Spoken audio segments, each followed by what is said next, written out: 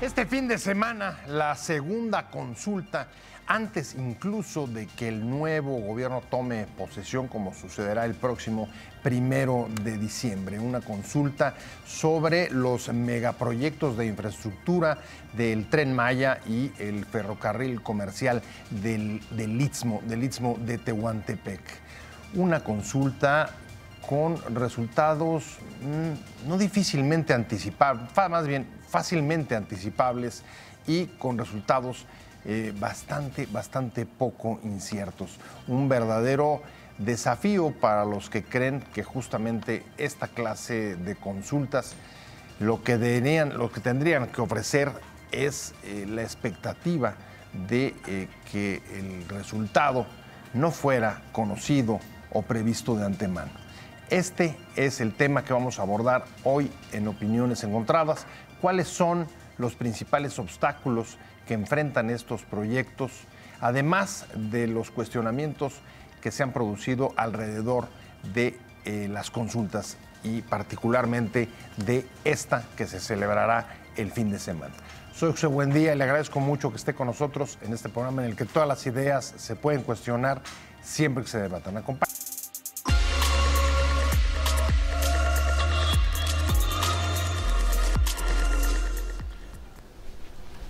Gracias por estar con nosotros. Viernes, ya último día de la semana, pero este fin de semana va a haber actividad en el país, actividad política por la consulta que se ha convocado para pedir la opinión de los ciudadanos sobre los megaproyectos del Tren Maya y del Istmo de Tehuantepec.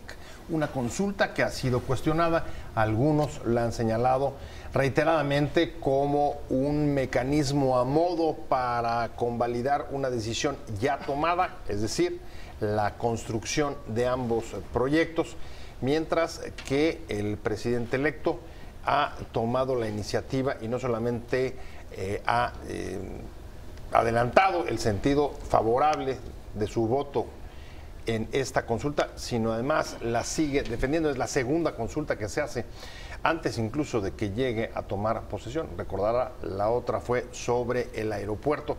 Y en ambos casos, dos desafíos que enfrentan este tipo de procesos, y es la falta, digamos, de incertidumbre que generalmente acompaña a los procesos democráticos en los que el resultado es difícil saberlo de antemano, algo que no parece vaya a ocurrir en esta consulta, como tampoco sucedió en la anterior.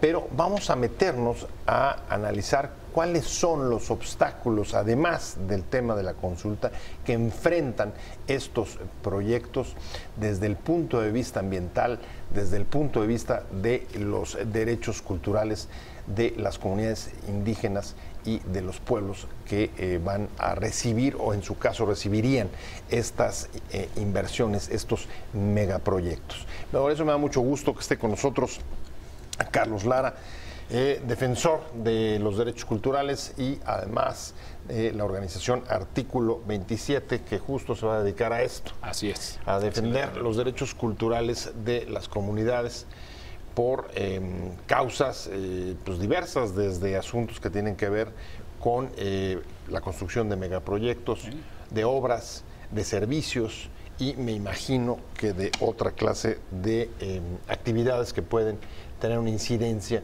dentro de los, digamos, valores y costumbres de las comunidades.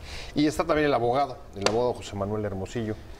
José Manuel, muchas gracias. Igual, gracias por estar aquí. Vamos a entrarle. La verdad es que como hemos visto esta semana, Carlos, comenzamos el lunes con una carta de académicos, especialistas, cerca de 100 firmas, así es, algunos de ellos nombres conocidos, muy conocidos, que pedían, y respetados, así es, y que pedían al presidente electo que suspendiera la consulta porque, digamos, hay un proceso, ellos señalan un proceso a seguir antes de poder decidir, incluso aunque sea a mano alzada en asambleas populares, la realización de estas obras. Sin duda, y que es un proceso que nunca o pocas veces, pero no recordamos recientemente que se haya llevado a cabo.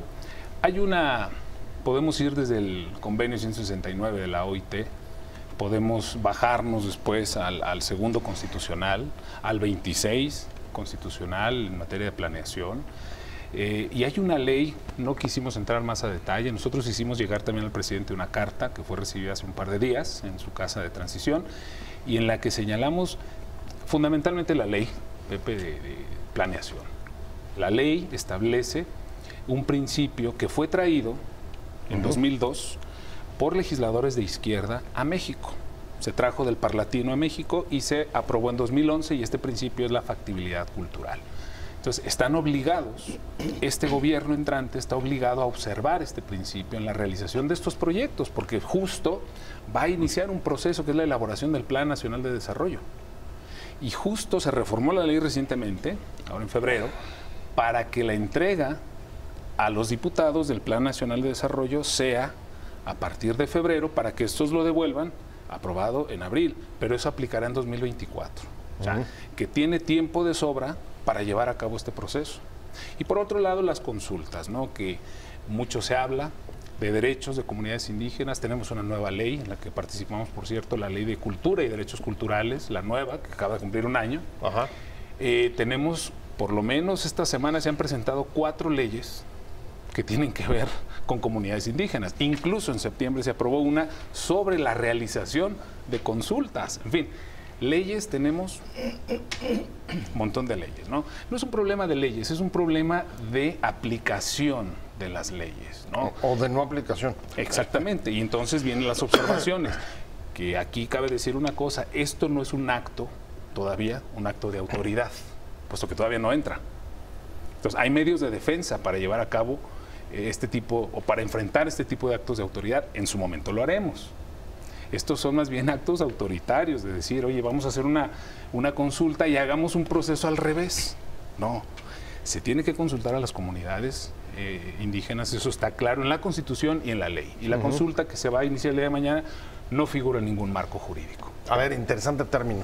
Jurídicamente, ¿qué significa factibilidad cultural? Factibilidad cultural. Suena interesante, pero ¿cómo digamos, en términos del derecho, logras asir un concepto tan, digamos, subjetivo? Mira, la ley de planeación lo considera como un principio, como que tiene que ver con el desarrollo de las políticas públicas. Está integrada la factibilidad económica, la factibilidad social del proyecto, la factibilidad del turismo para el proyecto. Claro, pero por ejemplo, cuando pienso en factibilidad económica, parece más sencillo, digamos, de medir o de comprobar, de demostrar, ¿no? Puede ser a partir de la rentabilidad, de la utilidad, cuántos, digamos, pesos vas a sacar por cada peso que inviertas, etc., etc. Pero factibilidad cultural, ¿hasta dónde es posible, digamos, lograr alguna forma, digamos, de dar un dictamen medible? Mira, cuando lo llevas de la mano a derechos fundamentales como los derechos económicos, los sociales y los culturales, tienes que agregar forzosamente el ambiental. Los cuatro principios fundamentales o derechos fundamentales están perfectamente determinados en el artículo 4 de la Constitución. La ley de planeación, para efectos de proyectarte como ejecutivo, por decirlo así, como un poder público, pues te obliga a planear para tomar decisiones. Esa es la parte que nosotros vemos preocupante, delicada, que el ámbito de competencia del poder ejecutivo, en este caso, parece ser que se desconoce y parece ser que la ocurrencia a través de esa nueva propuesta creen que es la solución. Yo vengo insistiendo en que el ámbito de competencia significa, conocer el ámbito de competencia es sinónimo de saber gobernar. Si no lo traes en tu parámetro de hasta dónde te alcanza como ejecutivo, si no traes también visiblemente qué le alcanza al legislativo, para qué le alcanza al Poder Judicial, estamos evidentemente ante una política de ahora propongo esto porque se me ocurre. A ver, ámbito de competencia, pero la verdad es que dentro del ámbito de competencia también también entra los mecanismos de participación ciudadana. Sin duda. Es decir, la consulta. incluso algunos de los ordenamientos jurídicos que señalaste, el acuerdo de la OIT, el 169, Sí, justo lo que disponen es que haya consulta. Informada, libre y tal. con Una las consulta a las características, comunidades claro. indígenas, incluso dice tribales, hasta donde Exacto, y recuerdo, grupos tribales también, claro. que pudieran ser afectados por una decisión política. Ujú. Y justo esto, mira, hay una matriz, porque cuando se discute en Parlatino este concepto de factibilidad cultural y es traído a México, déjame decirte que México, Pepe, es el primer país en América Latina en incorporar este principio a su legislación. En 2011, en 2002, pero fue aprobado en 2011. Y lo que tienen que observar, en parte, lo señalan estos académicos que bien señalabas al inicio de la semana. ¿Sí? El dictamen o el estudio de factibilidad cultural lo que tiene que hacer es demostrar que está a salvo tanto los bienes culturales como naturales. ¿Sí? No puedes decir, bueno, es que no se va a afectar. A ver, eso nos han dicho cantidad de veces. O sea, no se va a afectar, por ejemplo, todas las zonas arqueológicas Exactamente. mayas. Tienes que demostrarme Lo que está a la vista con un y lo que no dictamen está a la técnico vista. por dónde va a pasar Exacto. y hasta dónde quedan resguardados los bienes arqueológicos. Y Ese ahí es el punto. una labor, Secretaría de Cultura, con un brazo técnico que es el Instituto Nacional de Antropología e Historia y la Secretaría también, la Semarnat, que tiene también un organismo técnico que encabeza el presidente de la República, por cierto, y que está dedicado a ello, ¿no? Entonces, están los mecanismos dados, hay una legislación, está todo debidamente establecido para iniciar un proceso. Y es una cuestión de, nosotros decíamos, bueno, ¿cuál es la prisa, no? Podemos esperar perfectamente. ¿Cuál es la prisa? Pues no lo sabemos. Y Es que factibilidad es sinónimo de posibilidad. Después de ese estudio que nosotros estamos considerando se debe realizar, el de factibilidad cultural, pues es el ámbito ahora sí que nuestro ámbito de competencia, posiblemente a lo mejor no es factible. Y si hay que sentarse con los expertos, lógicamente con las comunidades, porque así lo dice la ruta. A ver, eso me parece interesante, sobre todo por los compromisos que ha hecho a lo largo de esta semana, por lo menos algunos de los anuncios que ha puesto ya sobre la mesa de, en efecto, sí hacer consultas sobre derechos culturales y también el estudio de impacto ambiental.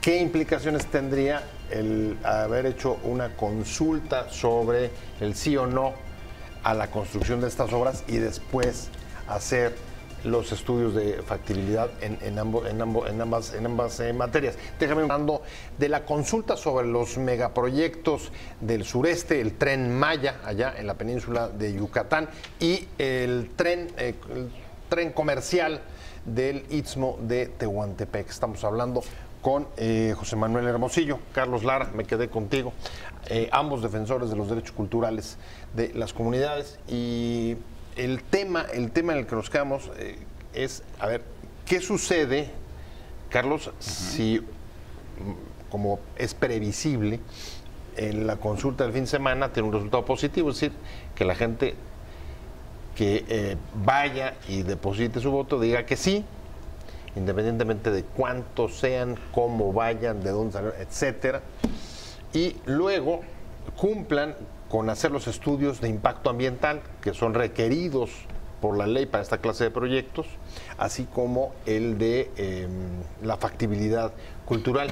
Y ahí resultara que en alguno de los dos el resultado fuera negativo. Bueno, esta consulta que vamos a ver mañana tiene todos los visos y los tintes de la primera, ¿no?, del aeropuerto. ¿Qué alcances tiene? Bueno, pues es una consulta indicativa, digamos, no es vinculante, todavía no es autoridad, decíamos, por lo tanto no es un acto de autoridad. Así es, no es un acto, acto de autoridad. No es un acto de autoridad. No está investido de ella. Exacto. Porque si fuese un acto de autoridad, entonces nosotros tendríamos la posibilidad, y cualquier otro ciudadano, las propias comunidades, de recurrir a medios de defensa, ¿no?, el propio amparo, en fin. Pero no estamos ante un acto de autoridad. Es una consulta indicativa, ¿no? No es ni siquiera vinculante. No es indicativa, pero los efectos sí son vinculantes, como estamos viendo, ¿no? Entonces, bueno, esto va a implicar llegar hasta el final, ¿no? Nosotros vamos a solicitar, de la mano también de las comunidades, que se haga este primer estudio. No se ha hecho un estudio en el país de estas características y creo que lo amerita. El de factibilidad. El de factibilidad cultural. En ninguna de las obras que se haya realizado con estas características que señala la ley, ¿no?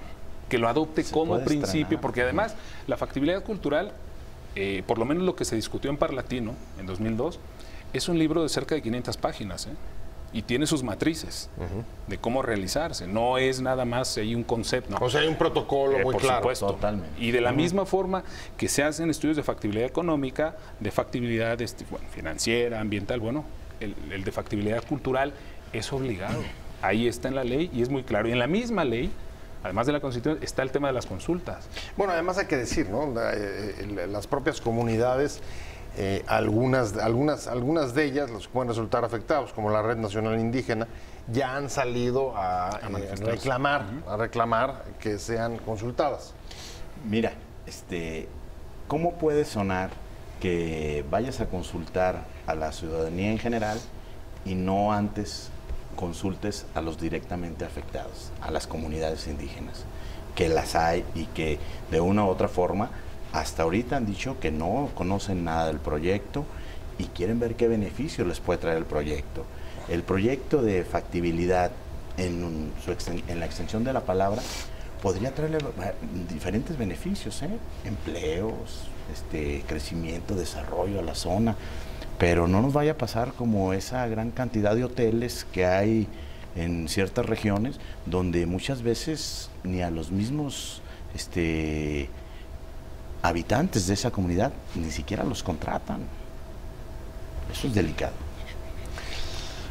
Ahora es un poco también pescar en pecera, Yo creo que han vendido el proyecto como que va a detonar ahí la derrama económica y la ocupación hotelera, y en esa zona es donde menos se necesita. Por lo menos la primera etapa, ¿no?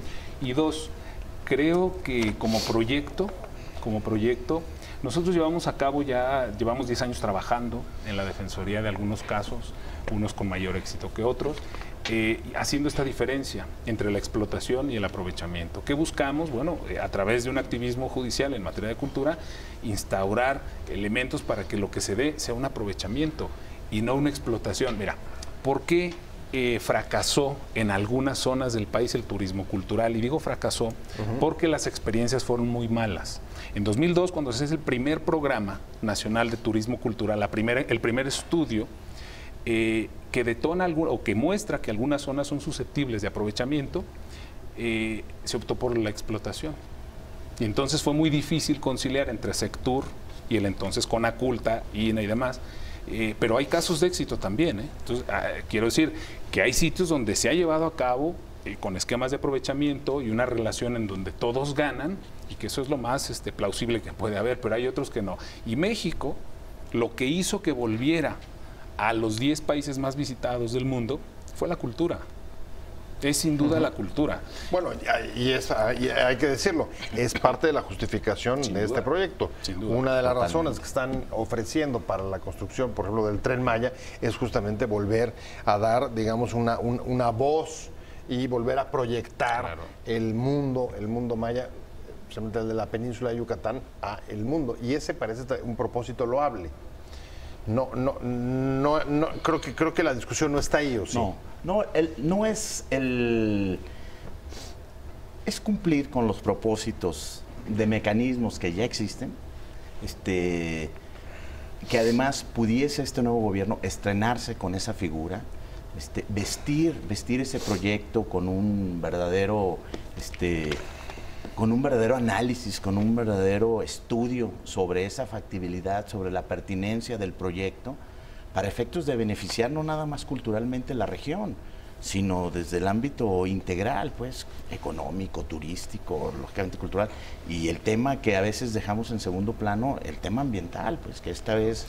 Bueno, sobre ese tema han sido también claros, han dicho, este proyecto va a ser, así dicen ellos, un modelo de turismo sustentable con la protección y cuidado del medio ambiente, y promoverá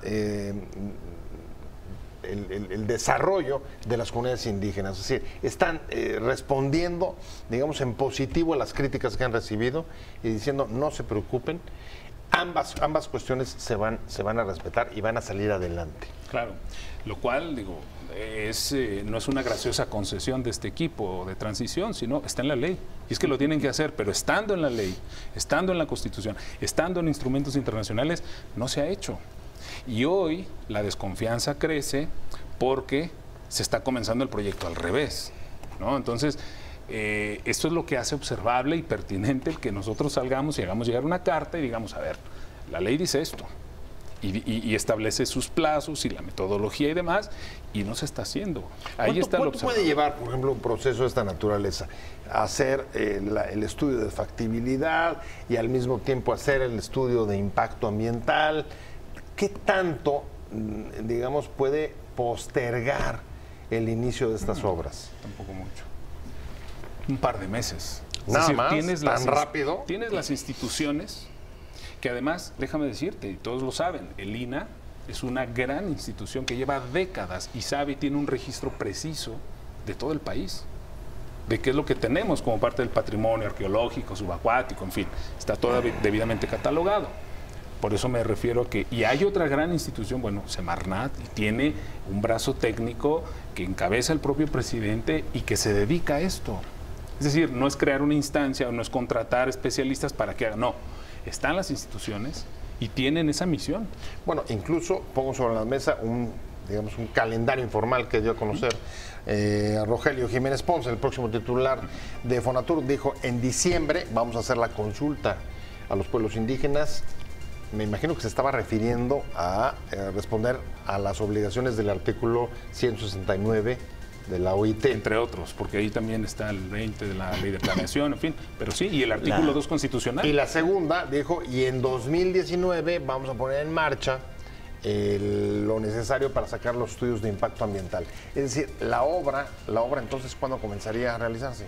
Mira, el tiempo que dure, cumpliendo con los mecanismos que ya existen, con los lineamientos para llevar un proyecto que sea factible, valga la expresión, va a garantizar el éxito del proyecto. No hacerlo va a traer las consecuencias. O sea, lo que estás diciendo es que se están enredando solos. Del proceso para definir la consulta sobre los megaproyectos en el sureste, el Tren Maya y el ferrocarril comercial del Istmo de Tehuantepec, que va a unir Oaxaca con Veracruz, los dos océanos.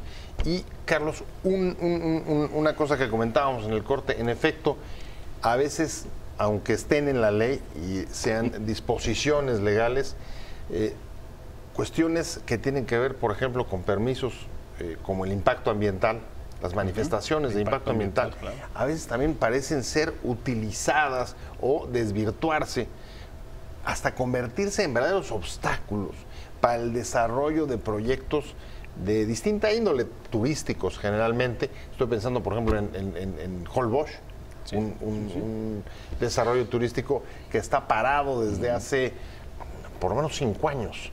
Y el tema tiene que ver con la falta del visión, estudio, claro, del estudio de manifestación ambiental. Y ahí uno se pregunta, bueno, a ver, eso tendría que ser también rápido. Sí. Es decir, hay o no hay, pero litigar durante todos 5 años, pareciera que pueden también ser o convertirse en obstáculos para impedir la realización de proyectos que el país necesita. Sin duda, sin duda. Pero tocas un tema fundamental, porque el desarrollo de estudios de impacto ambiental o de factibilidad cultural comportan una simplificación administrativa. Incluso en la misma ciudad lo hemos visto, no nos vayamos al sureste ni a los proyectos que están en ciernes. El desarrollo inmobiliario, todo lo que ha generado delegaciones enteras donde vemos que, claro, se presta a la corrupción, se presta a... Exactamente. Con tal de sacar el permiso, nosotros, una de las denuncias que hicimos hace ya años, no nada más la del Caballito, fue el derribo injustificado y arbitrario de la 8ª estación de policía de la colonia Narvarte, que estaba catalogada por el INBA. Hicimos llegar en tiempo y forma un oficio, la CNDH estudió el caso, aún así la derribaron para hacer pues una obra que está más al servicio de un centro comercial que de la propia delegación. O sea, hicieron una plaza comercial. Sí, como un edificio al servicio de... Como las que también, hay que decirlo, han proliferado Exactamente. Entonces, en pero la sí ciudad. comporta el hecho de tener un estudio de factibilidad o de impacto ambiental o demás, una simplificación administrativa. Y yo espero que en este gobierno, como se ha anunciado, ya algunas cosas se van a descentralizar. Y a mí me parece que otras también deberían centralizarse. No soy afecto de las centralizaciones, pero es que tener 16 delegados que a su antojo están dando o negando permisos, también hace esto muy complicado, ¿no? Se tiene que encontrar una solución para que el desarrollo inmobiliario también, que no necesitamos tanto, ya la ciudad está de verdad en condiciones muy lamentables, necesitamos mayores espacios. Mayores espacios, y en todos y cada uno de los proyectos encontramos lo mismo, pero sí, efectivamente, la simplificación administrativa en este tema es fundamental. Sí, porque si no, a ver, mientras más tortuoso y más complicado, en efecto se presta más a la corrupción, a la intervención de gente que trata de sacar, no, pues, servidores públicos que tratan de sacar tajada de este asunto. Si en esa visión de ejecutivo concentras a los instituciones y a los servidores públicos competentes y responsables para generar ese análisis, ese estudio, puede ser rápido, como dice Carlos, a lo mejor administrativamente hasta conviene que estén las instituciones competentes, ¿no? Y lógicamente no dejamos de poner el dedo en el renglón. Tienes que consultar previamente a las comunidades, porque así está determinado. Vamos a lo concreto. ¿Cuáles son entonces los siguientes pasos? Supongamos que este fin de semana hay una abrumadora mayoría que vota a favor de la construcción del Tren Maya y del ferrocarril del Istmo. Entraría el próximo gobierno el próximo 1 de diciembre y habría dos opciones: que mandara a pedir los estudios o que pusiera la primera piedra. Irse por la segunda es delicado. Hoy en día, derivado de esas reformas en derechos fundamentales, yo tendría mucho cuidado con un amparo colectivo. Un amparo colectivo de las comunidades. De las comunidades, sí, sí, o de los directamente afectados, derivado que no se les tomó en cuenta, derivado que el estudio pertinente para llevar a cabo ese proyecto no se agotó, sino que fue simplemente una consulta general. A lo mejor vamos a votar gente o va a votar gente que nada tiene que ver con el proyecto, que no entiende. O sea, el proyecto sí requiere de un nivel técnico, hay que darnos cuenta de eso. Y los instrumentos para ello existen, no hay que cambiarle nada. Mayor aún, la ley de planeación exige al Ejecutivo. ¿Cuántos antecedentes tienes de amparos por derechos colectivos en materia, digamos, de derechos culturales? Bueno, derechos culturales como tal no son muchos. Sin embargo, la Corte ya se ha manifestado en una decena de casos que tienen que ver con el derecho a la cultura, el derecho de acceso a la cultura, incluso derechos culturales también.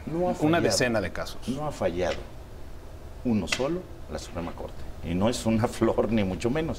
Pero derivado o sea, no ha a fallado, sí, quiere decir que los criterios que ha establecido la Corte en cada uno de los casos han sido favorables a respetar derechos fundamentales.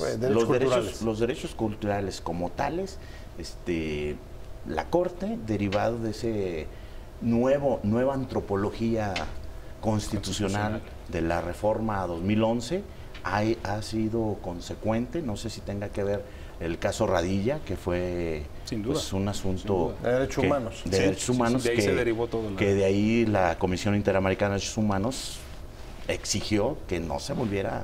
Nada más para recordar al público, en efecto, se están refiriendo a la reforma de derechos humanos de 2011, una reforma transversal que tocó prácticamente todos los ámbitos. El bloque constitucional que hoy tenemos, ¿no? Y que esa reforma, para los que no alcancen a concebir pues el alcance, puso en materia de derechos fundamentales nuestra Constitución a nivel de cualquiera del mundo, de ese tamaño. Incluso los tratados firmados por México en esta materia con el mismo rango, claro, ¿no? En el mismo rango que los tratados internacionales. Sí, sí, sin duda.